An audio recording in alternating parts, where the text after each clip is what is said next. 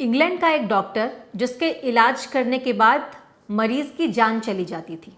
वो डॉक्टर ऐसा क्या करता था कि मरीज़ ठीक होने के बजाय बीमार हो जाता था और फिर वो मर जाता था।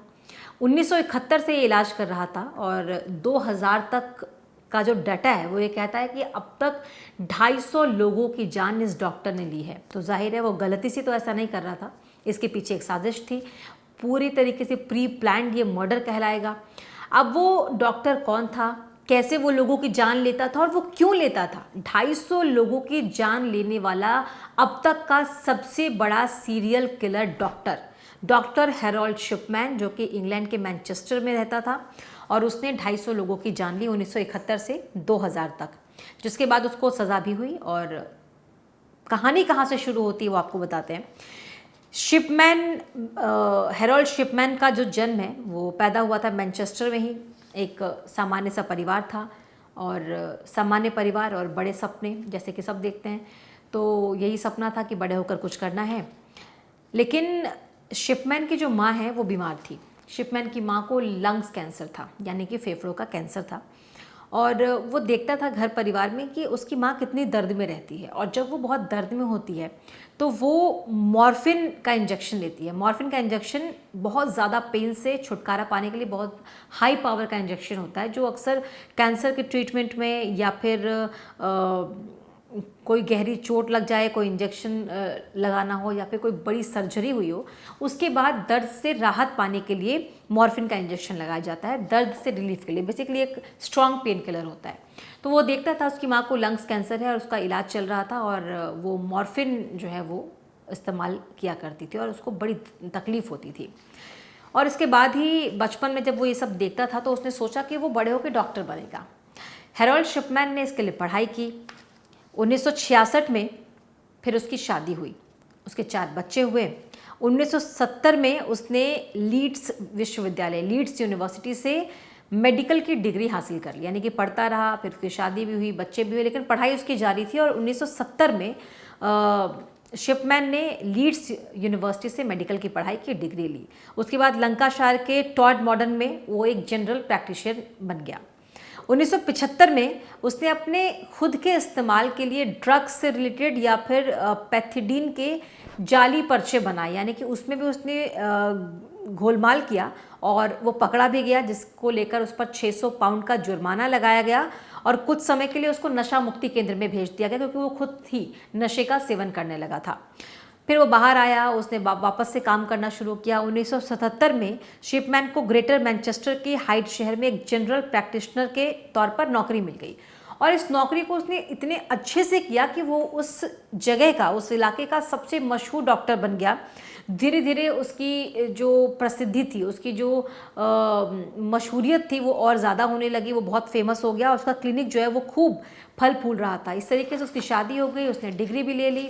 बीच में स्थिति कुछ ठीक नहीं थी, वो नशा मुक्ति केंद्र गया, लेकिन वापस से जब वो आया तो उसने अपना एक अच्छा कमबैक किया और वो जनरल प्रैक्टिशनर बन गया और वहाँ पर वो वापस लोगों का इलाज करता था। लेकिन धीरे धीरे लोगों ने नोटिस करना शुरू किया कि जिस भी इंसान का, खासकर बुजुर्ग महिलाओं का ये इलाज करता था, उसकी मौत हो जाती थी। अब इसके पीछे कोई इत्तेफाक था या कोई साजिश थी, लोगों के मन में सवाल उठने लगा। एक बार हुआ ये कि शिपमैन से मिलने के लिए 81 साल की महिला पहुंची और वो बीमार थी, वो पहुंची, उसने अपना इलाज कराया और जब वो घर पहुंची तो उसकी स्थिति काफ़ी ठीक थी, स्टेबल थी, लेकिन उससे मिलने के बाद स्थिति और ख़राब हो गई और उसकी मौत हो गई। उसके परिवार वालों ने बोला कि इस पर तो जांच होनी चाहिए, ये इतनी बीमार तो नहीं थी कि मौत हो जानी चाहिए इसकी। और साथ ही एक और चीज़ थी, जो डॉक्टर था वो पहले ही, जैसे कोई अगर बहुत ज़्यादा बीमार हो, कोई ऑपरेशन हो, तो साइन करवाया जाता है कि कुछ भी हो सकता है इसको लेकर, या क्रीमेशन को लेकर कोई साइन अगर करवाना होता है तो लोग करवाते हैं, डॉक्टर्स करवाते हैं, हॉस्पिटल करवाता है। लेकिन ये पहले से ही ये तय मान लेता था कि इस इंसान की मौत होनी है, और वो क्रीमेशन वाले फॉर्म पर पहले ही साइन करा लेता था।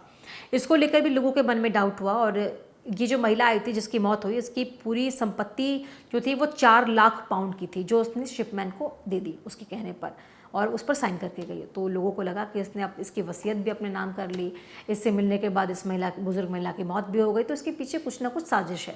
फिर पुलिस ने इस पूरे मामले में जांच किया तो जब जांच किया तो पुलिस ने पाया कि 14 और भी ऐसे लोग हैं जिनकी इसी तरीके से संदिग्ध तरीके से मौत हो गई, यानी कि डॉक्टर से मिलने के बाद, इलाज कराने के बाद 14 और लोगों की जान गई है। फिर ये केस जो है वो बड़ा होता गया। शिपमैन को 2000 में 15 मामलों में दोषी ठहराया गया और उसे गिरफ्तार कर लिया गया। उसे आजीवन कारावास की सज़ा भी सुना दी गई, यानी कि उम्र कैद की सज़ा सुनाई गई। इसके बाद उसकी पत्नी उसे मिलने आती थी, उसे सपोर्ट करती थी, कहती थी सब ठीक हो जाएगा, बाहर आ जाएगा। लेकिन जब ये पूरा मामला चल रहा था, जब वो जेल में था, उम्र कैद की सज़ा काट रहा था, उसके 4 साल बाद उसने सुसाइड कर लिया। तो 2000 में वो जेल गया और 2004 में वो उसने जेल में ही खुद की ज़िंदगी ख़त्म कर ली। उसने फांसी लगाकर जो है अपनी जान दे दी। तो 2004 में इस पूरी कहानी का खात्मा हो गया, जो कि 1976 से शुरू हुआ था। 1976 से 2000 तक उसने 1971 से 2000 तक उसने 250 लोगों की जान ले ली और जब उसको जेल हुई तो फिर लास्ट में उसने खुद की ज़िंदगी को ख़त्म कर लिया। अब शिपमैन जब तक उसने ये सब किया तब तक फिर 15 मामलों में वो दोषी पाया गया था जिसमें उसको सज़ा मिली थी। अब शिपमैन ने और कितने मरीजों की जान ली है, इस पर इन्वेस्टिगेशन जो है वो शुरू किया गया। 2005 में एक ऑफिशियल रिपोर्ट आई जिसमें ये स्पष्ट रूप से, यानी कि ऑफिशियली ये कहा गया कि 1971 से 2000 तक इस डॉक्टर ने 250 लोगों की जान ली है। हैरोल्ड शिपमैन, इसने 250 लोगों की ज़िंदगी ली है।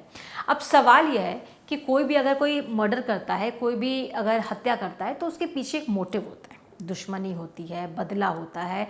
लेकिन इस डॉक्टर को ऐसी क्या परेशानी थी कि वो बुजुर्ग महिलाओं की जान ले रहा था? तो इसके पीछे बहुत सारी अलग अलग थ्योरीज आई। कुछ लोग ये मानते थे कि वो अपनी माँ की मौत का बदला लेना चाहता था। उसने अपनी माँ को तड़पते हुए देखा था और वो चाहता था कि जो भी बुजुर्ग इस तरीके से परेशान है वो मर जाए, और इसीलिए वो उनको मॉर्फिन जो है इंजेक्शन देता था, एक्सेस देता था, ताकि उनकी जान चली जाए। कुछ लोग ये कहते हैं कि वो इच्छा मृत्यु का अभ्यास कर रहा था, वो चाह रहा था कि लोगों की जान कैसे ली जाए आसानी से। कुछ लोग ये कहते हैं कि वो आबादी से बुजुर्गों को हटा रहा था, यानी कि जो भी बुजुर्ग स्वास्थ्य सेवा प्रणाली यानी कि हेल्थ सिस्टम पर किसी भी तरीके से भार हैं और हेल्थ सिस्टम के लिए एक बर्डन है, उनको वो ख़त्म करना चाहता था, उनको वो हटाना चाहता था। इसीलिए जो भी लोग बुज़ुर्ग होते थे, इलाज कराने आते थे, ज़्यादा बीमारी उनको होती थी, वो उनको ख़त्म ही कर देता था। और तीसरा जो थियरी है उसके हिसाब से इस बात से उसको बड़ा आनंद मिलता था, यानी कि उसको लोगों की जान लेकर मज़ा आता था, यानी वो साइको था, इस तरह की हरकत जो करता था। तो इसके अलग अलग थ्योरीज हैं, लेकिन ये अब तक की हिस्ट्री का सबसे बड़ा सीरियल किलर डॉक्टर था जिसने 250 लोगों की जान ली थी। और इसका खुलासा तब हुआ जब उसकी जान चली गई। खुद उसने जेल में ही फांसी के फंदे से वो लटक गया और उसने अपनी ज़िंदगी ख़त्म कर ली। सिर्फ 4 साल वो जेल में रहा। 15 साल की उसको सज़ा 15 केसेस में उसको उम्र कैद की सज़ा मिली थी।